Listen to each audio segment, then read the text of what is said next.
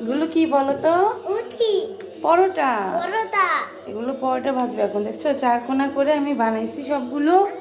এখন এই তো এগুলো ভাজবো। আমি এখানে দিব তো।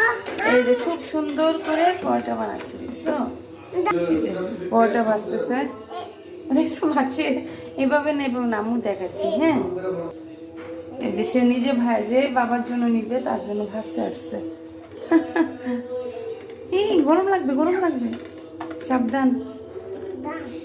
সাবধানে কাজ করতে হয়, আমার একটা কার দেখছে।